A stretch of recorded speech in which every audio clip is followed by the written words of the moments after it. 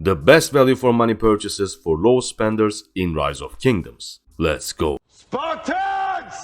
What is your profession? What's going on, everybody? Welcome to a new Rise of Kingdoms content. Today we will talk about the best purchases in Rise of Kingdoms for low spenders, the purchases that gets you the best value for your money. By the way, yesterday we smashed 1000 subscribers. Thank you guys so much for that. And if you don't want to miss any Rise of Kingdoms guide or content or anything, all you need to do is to hit subscribe. What I want to do first is to talk about the one-time purchases only very quickly because they are only relevant for new players. The best value one-time purchases are, in my opinion, the Minamoto, Growth Fund, and King's Coronation if you want to spend a little bit more. Minamoto helps you a lot in early game when it comes to defeating barbarians or attacking barbarian forts and PvE events like Ceroli Crisis, etc. You are going to use him a lot for those. Getting his first skill to 5 is just enough. You don't need to go more than that. I didn't know what to do. I was inexperienced with the game, so I purchased a few extra VIP bundles to make him better. At some point I decided to just stop because it was out of my budget. Growth Fund is a crazy value for money. I think if you're a low spender and if you're a beginner, if you haven't unlocked your Growth Fund yet, you definitely should if you want to spend a small amount of money. King's Coronation though, it's a bit more expensive. It's a one-time bundle only, and every time you purchase it, it gets more expensive, up to $100. Does it worth it? I think yes, because there is a reason why this is a one-time bundle only, because the value is a lot better than the others, but it might be out of your budget, so don't be upset if you cannot afford it, but if you can, it's a great value for money. If you guys think that I missed an important bundle, a good value for money, one-time only bundle, please leave that in the comment section. Now we move to more important part, which is the things that you can purchase regularly. When you purchase something in Rise of Kingdoms, you want to make sure that you are doing it during the recharge event. If you guys didn't know, when there is a recharge event, all you gotta do is basically to recharge 2500 gems per day for 5 days to get bunch of rewards, sculptures, golden star and all that. But the beauty is you don't have to recharge up to 5 days. For example, me, I'm a super low spender for a long time and I only recharge for first 2 days to get my 10 sculptures. So you don't have to go up to 5 days, but it is the best reward, so it's the best value. Later in the video we are going to talk about what is the most optimal way to recharge 2500 gems, what are the best purchases, but first we are going to talk about the purchases that doesn't work for recharge event but still a great value for money. In Rise of Kingdoms, for free-to-plays and low spenders, we are always looking for legendary sculptures, we are always looking for legendary materials or materials in general, and that's why my top bundles are Writer of the History and Vanquisher. Writer of the History gives you 10 legendary sculptures for a fraction of the price, which is amazing, and to trigger that bundle all you need to do is summon a new legendary commander. For example, if I go to my commanders list, scroll down, if I summon Chandragupta, if I summon Zenobia, if I summon any of these commanders, I will trigger the Writer of History bundle for 1 hour. Those pop-up bundles are only there for 1 hour. To trigger the Vanquisher bundle, what you want to do is something similar. You want to combine a blueprint that you haven't before. So you want to combine an equipment piece for the first time. When you do that, you will trigger the Vanquisher bundle again for 1 hour only. There are also different bundles that gives you golden stars, but as you can see, I have tons of golden stars.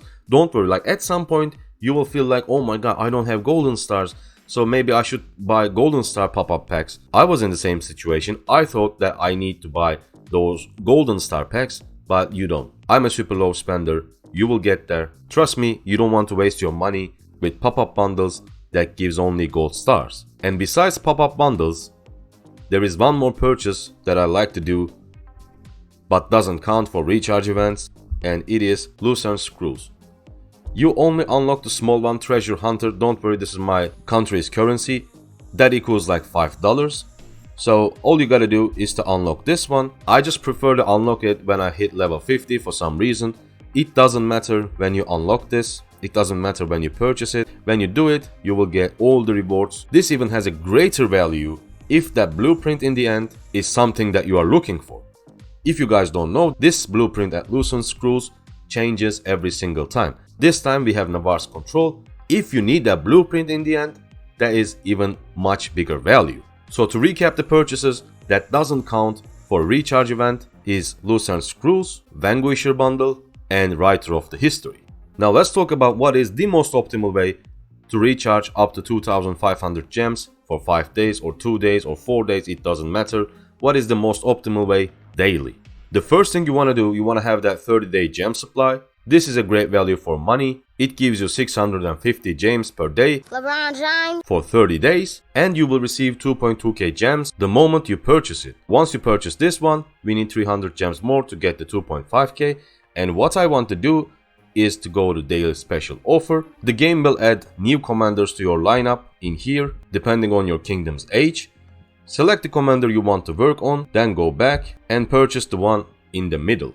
I think this is the most optimal way to get the 2.5k gems for your recharge event, but you might say, am I going to buy that 30 gem supply for 5 days? No, because it's an overkill. What you want to do, as long as you have over 15 days remaining or 20 days remaining on this 30-day gem supply, you want to purchase this only once during your recharge event. But if you have, let's say, 10 days, 7 days, you can purchase it twice, because usually it takes more than a month for a new recharge event. So you don't want to be in an awkward position where your 30-day gem supply expires, but there is no recharge event. So you don't want that gap. As long as you have over like 15 days remaining, you want to purchase this once during a recharge event, but less than 15, I would like to buy it twice, so 2 different days, to secure myself that my 30-day gem supply won't expire when there is no recharge event. My second purchase is 7-day material supply. This is also a really good value. What you want to do is you want to buy this twice, so it will give you 2100 gems, and you go back to daily special offer again and you buy this middle one and you reach exactly 2500. So you can basically repeat that every single day, that 7-day material supply, because it's always great to have extra materials. But there's also one more thing that you can do, I think you should consider, and it is the New World bundle. Because any kingdom in Rise of Kingdoms may have a civil war, the kingdom can go down, big players, big spenders can just migrate out, so you might end up in a dead kingdom. At that point, you need to have passports. And why do I recommend this New World? Because the first and the second purchase on this New World bundle gives you 3 passport pages in total. The first one gives you 1, the second purchase gives you 2. And these two, the first 2 purchases, are the best value per your passport. Just like 7-day material supply, this also gives, the first purchase gives 1050 gems, so you can buy the New World step 1 and then you can mix it with a 7-day material supply. Then go back to daily special offer and buy the middle one. So once you purchase New World Step 1, you will unlock the more expensive version, and the more expensive version gives you 2.2k gems. So the next day what you can do, you can purchase New World Level 2 for 2.2k gems, and again you can go to daily special offer and buy this one. So to recap the regular purchases that you can do, first you have to wait for a recharge event, otherwise you are lowering the value you get for your money. And the best value things that you can purchase during the recharge event, in my opinion, 30-day gem supply, 7-day material supply, treasure of wisdom, New World bundle level 1 and level 2. So these are the best value for money purchases in Rise of Kingdoms for a low spender, in my opinion. I think if you are spending more than that, you are a mid spender, you are not a low spender. Maybe even this is too much for a low spender. The definition of low spender may change from person to person because there are just too much stuff to buy in this game, but I think this is the border between a low spender and a mid spender.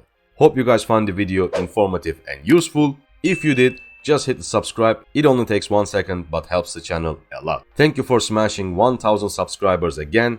I see you guys on the next one. Bye.